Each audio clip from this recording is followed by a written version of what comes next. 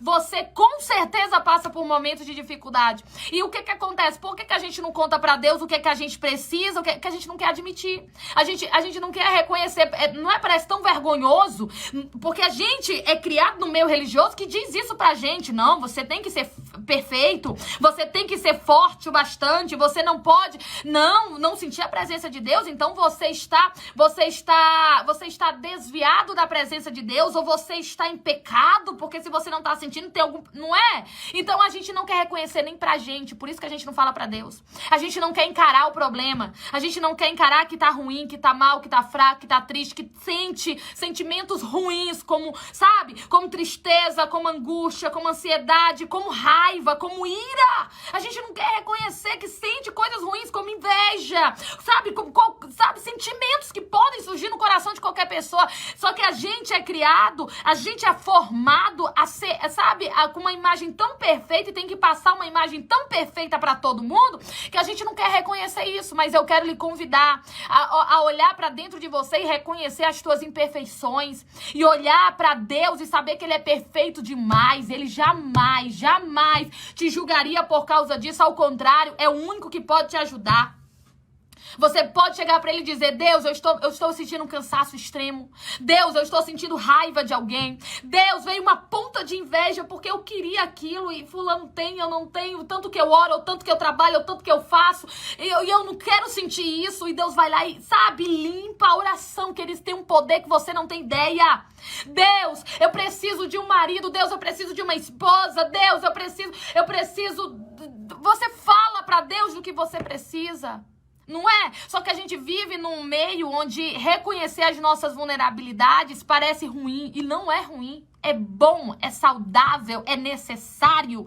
E quanto mais você sabe onde estão as tuas necessidades, mais você pode agir com precisão, em oração, em atitude, em escolhas, em tudo que te cerca. Você tá entendendo?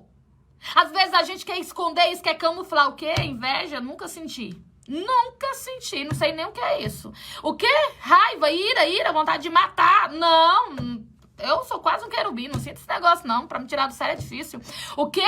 Me sentir cansado? Não, isso não é coisa pra mulher e homem de oração, não. Isso daí é coisa pra gente que não ora. Isso aí é coisa pra gente que não tem intimidade com Deus, não é? A gente não é criado nesse meio onde a gente não pode assumir isso. Mas deixa eu te contar uma coisa, essa visão religiosa, essa visão farisaica, ela mata. Porque a gente não reconhece as nossas fragilidades e isso vai nos matando cada vez mais. E quando você entende, eu sou fraco mesmo. Eu sem querer, eu menti ali, ó. Ai, eu menti. Fulano, vem cá. Não foi bem assim que aconteceu, não. Deixa eu te contar como foi. Deixa eu te contar a verdade. Você reconhecer que a gente que erra. Sentir no coração, sabe? E se deixar entender que há falhas na nossa vida, assim, que Deus não nos ama menos por isso. Deixa eu te contar um segredo que talvez ninguém nunca te contou. Deixa eu te contar um segredo. Eu falo isso com os meus teófilos, eu vou falar isso aqui com você. Ei, não tem nada que você possa fazer pra Deus te amar mais ou menos. Você tá entendendo? Não existe nada. Você diz: ah, não, eu vou virar um semi-arcanjo, porque Deus vai me amar mais. Ele não vai. Ei, eu errei, eu falhei, eu menti, eu senti aquele sentimento que não devia veio no meu coração, ou eu cedi em alguma coisa, ou eu falhei, Deus já tá me amando menos. Não está te amando menos. Não existe nada que você possa fazer pra Deus te amar mais, e não existe nada que você possa fazer que Ele te ame menos. Deus te ama de maneira incondicional. O amor de Deus é o amor ágape, é o amor perfeito. Você tá entendendo? Pois é o amor perfeito, e nós precisamos entender isso, que diante deles e diante dos outros não há, queridos, problema nenhum em reconhecer as nossas falhas. Isso é bom, isso é saudável, reconhecer que errou, reconhecer que mentiu, reconhecer que falou de uma maneira errada, reconhecer que tomou uma atitude errada, reconhecer que está de uma maneira que não era para estar, seja num cansaço ou numa fraqueza. Não é errado. Isso não tira o mérito de ser um homem de Deus, uma mulher de Deus, isso não tira. Ao contrário, isso mostra que você vive em sinceridade de coração. Você tá entendendo? Você está entendendo? Aí você tem mais facilidade de chegar na presença de Deus. Dentro do Projeto Tel, nós tratamos muito isso. Você tem a facilidade de chegar para Deus e falar: Deus, eu estou sentindo inveja. Mas eu não quero isso pra minha vida. Deus, eu menti, mas eu não quero viver mentiras, e eu não quero cometer essas atitudes novamente. Deus, eu estou cansado, eu não consigo te sentir, eu não consigo ler a palavra, eu não consigo orar, eu não estou conseguindo fazer mais nada. Aí você entende que ele te ama de forma incondicional e você vai lá, porque você sabe que não importa como você está, você vai ser amado por Deus. E o amor e o poder de Deus vai se aperfeiçoar na tua fraqueza e vai te aperfeiçoar dentro do processo. Eu não tô dizendo que, então quer dizer que eu vou viver assim. Então, se eu sou falha, então vou reconhecer minha fraqueza e vou viver fraco. Não! Ao contrário, você vai reconhecer e você vai para a presença de Deus, sabe? Sem máscaras. Você vai para a presença de Deus do jeito que você é. E lá, você vai sempre se aperfeiçoando, buscando uma melhor versão nele, e o Espírito Santo vai trabalhando na tua vida. Você está entendendo? Então, em nome do Senhor Jesus, fala para ele o que você está sentindo. Fala para ele o que está acontecendo. Não tenha medo. Você está entendendo? Não tenha medo. Não tenha medo de reconhecer que você passa por situações difíceis, que há momentos de vulnerabilidade na nossa vida. Isso é muito bom, isso nos torna humanos. Isso nos torna humanos, cada vez mais dependentes de Deus. Quanto mais... deixa eu te contar uma coisa. Sabe por que o ministério de Jesus, ele teve tanta resistência no meio dos religiosos, dos fariseus, dos saduceus, dos religiosos. Sabe por quê? Porque... o próprio Jesus falou sepulcros caiados, ou seja, por fora é uma aparência de santidade enorme, por dentro vazio, não é? Por dentro não tem vida, é um sepulcro caiado, enfeitado por fora, vazio por dentro. Pois é, sabe por que o ministério de Jesus enfrentou tantas dificuldades?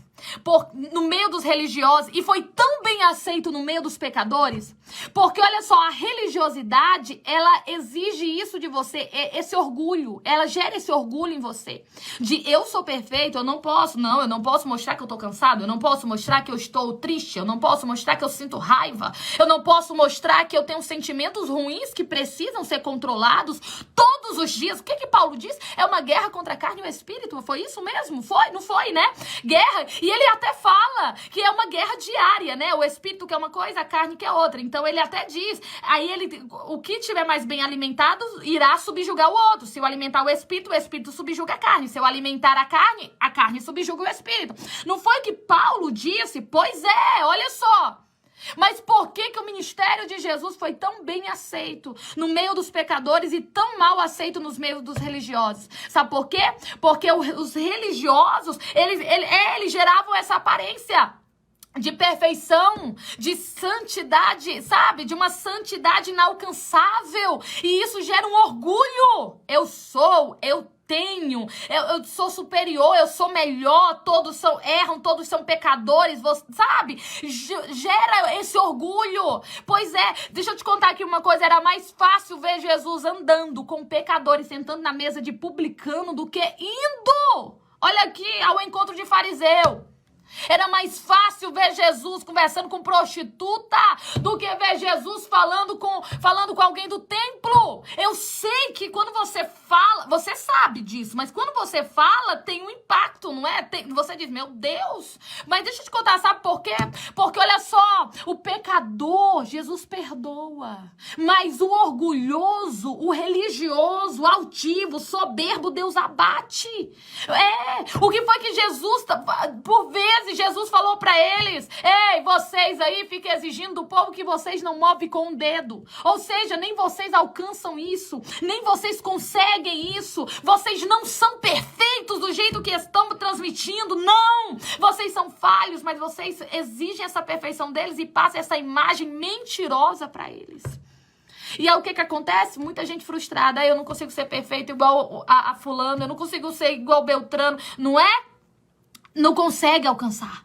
Aí o que acontece? Aí você se sente mais pecador do que nunca, você se sente mais, sabe, mais indigno, mais isso, mais aquilo, e você vai tentar manter uma aparência contrária, e o que acontece? Afunda cada vez mais. Aí de repente você não entende por que tem tanta gente desistindo da fé.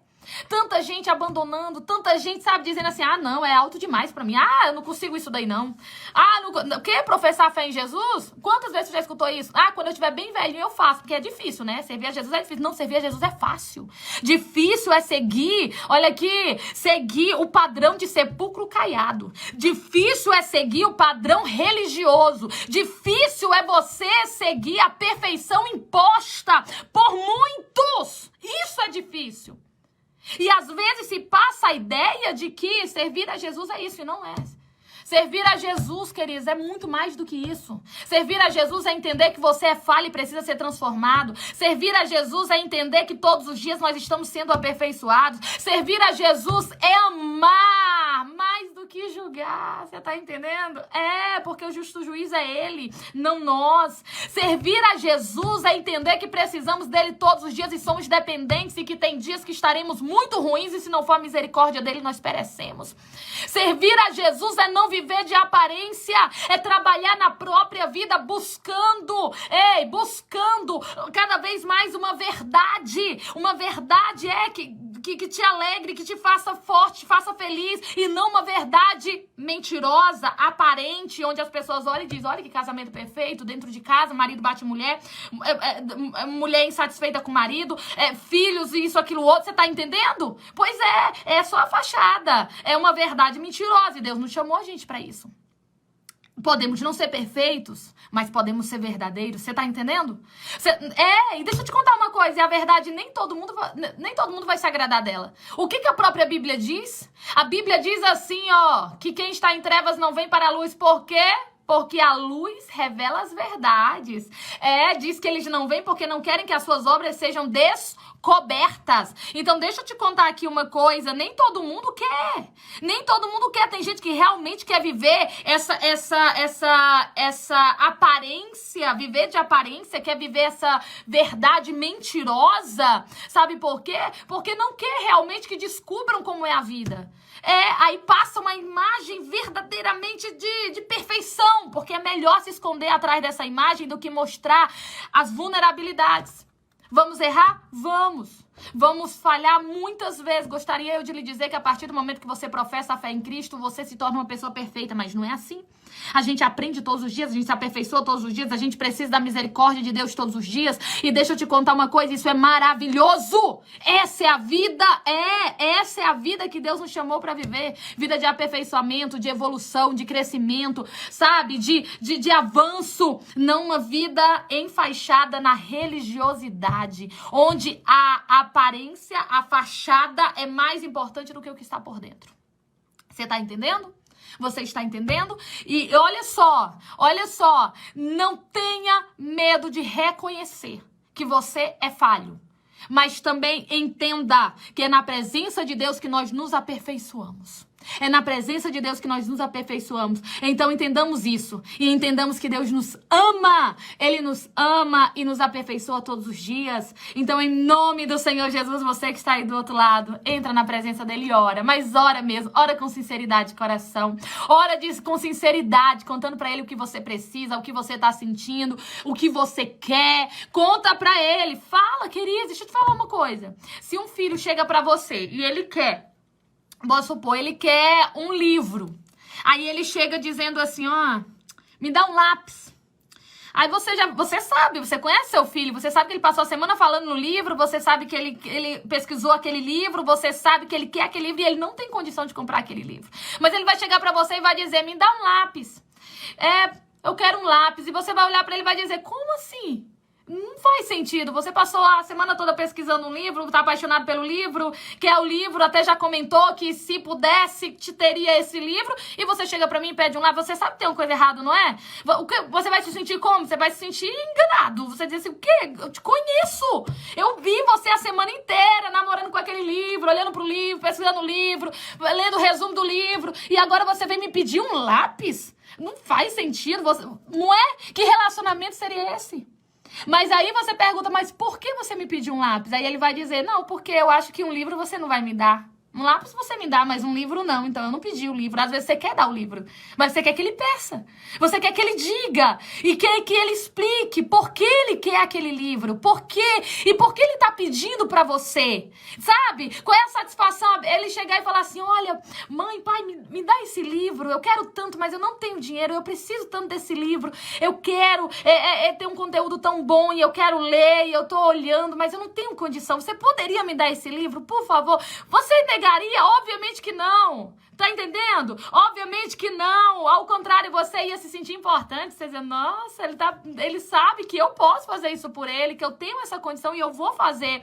Tá entendendo? Pois aí, às vezes a gente tá assim com o pai. O pai tá vendo a gente lá, olhando pra algo, querendo algo, pensando em algo, desejando algo. E a gente, quando chega pra ele, pede outra coisa.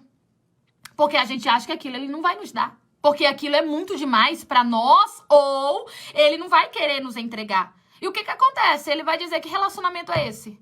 Que relacionamento é esse que você nem tenta, nem fala, nem pergunta, não é? Que relacionamento é esse? Tá em falha esse relacionamento. Nós precisamos aperfeiçoar. Chegar pro pai com sinceridade e entendendo que não existe outro lugar onde nós podemos ser nós mesmos. Não existe outro lugar onde nós podemos ser tão nós. Sabe? Tão nós, chegar lá tão a gente, mesmo, sem máscara, sem nada, chegar e falar, pai, eu quero isso. É o que eu quero, Senhor, é o que eu preciso, é isso, é aquilo outro. Você tá entendendo? E o que a Bíblia diz? Tudo que pedirdes ao Pai, em meu nome recebereis. Ei, você tem um aval de Jesus. Pede, chega pra Ele, fala, Ele te ouve, te ama e Ele te entrega.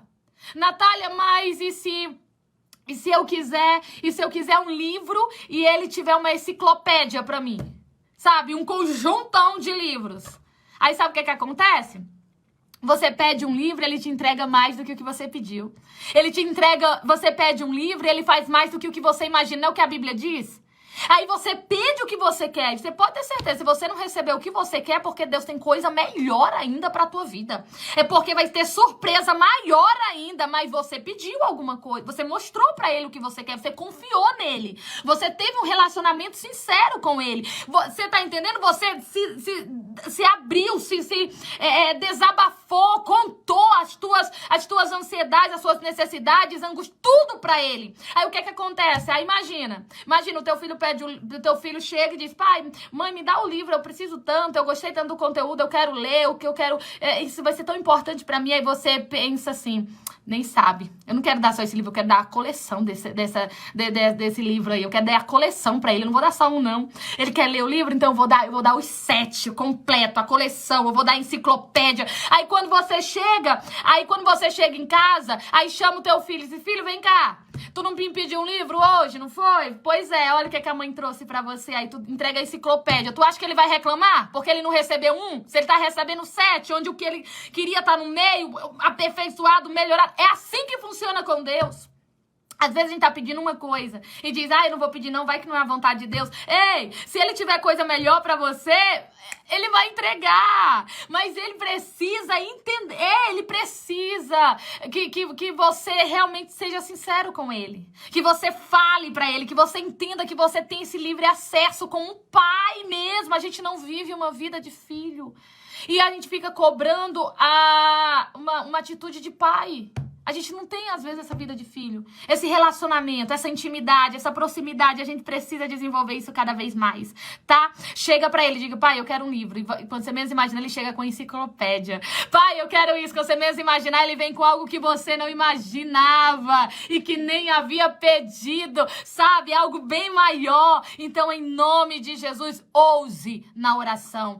Peça, clame, busca, mas não para. E não imagine que para Deus você tem que ir fazendo uma aparência ou usando palavras bonitas. Ele ouve você do jeitinho que você é. E ele te ama do jeito que você é. O mais, ele aperfeiçoa na tua vida. Amém? Você crê, toma posse, recebe, confirma aí nos comentários com o teu amém.